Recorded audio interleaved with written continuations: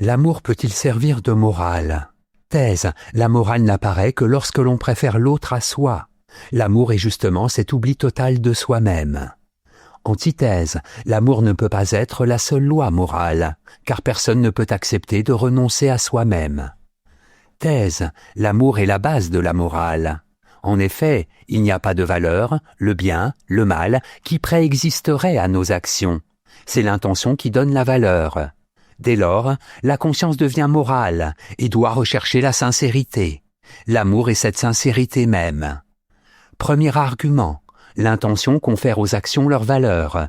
Yankelevitch ne veut pas d'une morale édifiante, c'est-à-dire de règles de conduite considérées comme bonnes de façon absolue selon un critère du bien et du mal. C'est l'intention de l'homme qui confère à son action sa valeur morale, mais pour autant qu'elle se traduise par des actes. Deuxième argument, la conscience morale est souvent impure. Il s'agit donc pour la conscience de se trouver un critère de moralité. Oscillant entre l'altruisme et l'égoïsme, elle est toujours menacée par la complaisance, perversion de l'altruisme, et la paradoxale sincérité. Les gestes d'altruisme ne sont souvent que des actions égoïstes déguisées. La conscience morale est donc souvent instable et impure. Elle oscille entre l'amour de soi et la dispersion absolue dans l'autre. Troisième argument, l'amour seul peut servir de morale. L'amour serait la sincérité même. Une action est moralement bonne si elle est inspirée par la négation de soi et le dévouement total à l'autre. Or, l'amour est le seul moment où la conscience échappe au poids de l'égoïsme et de la complaisance. Il serait donc la seule loi morale, car il est le refus du moi complaisant.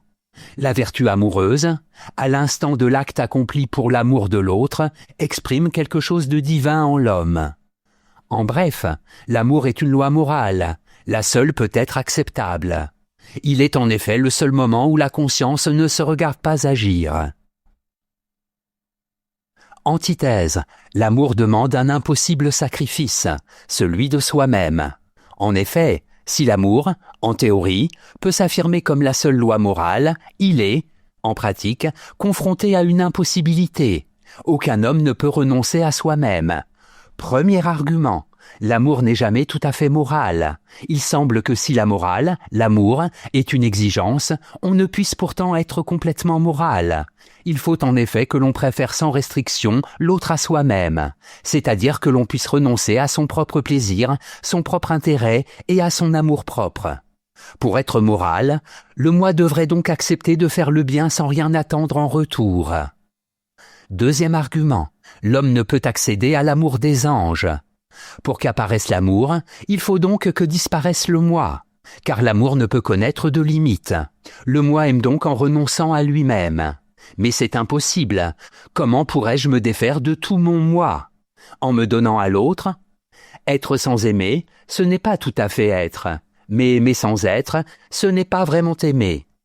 Un tel amour serait celui des anges, et l'homme ne peut y accéder. Troisième argument, dissoudre son égoïsme dans l'amour. Il faudrait que l'homme reste dans la limite de son pouvoir et de ses moyens, et qu'il aime alors le plus possible et le plus souvent possible.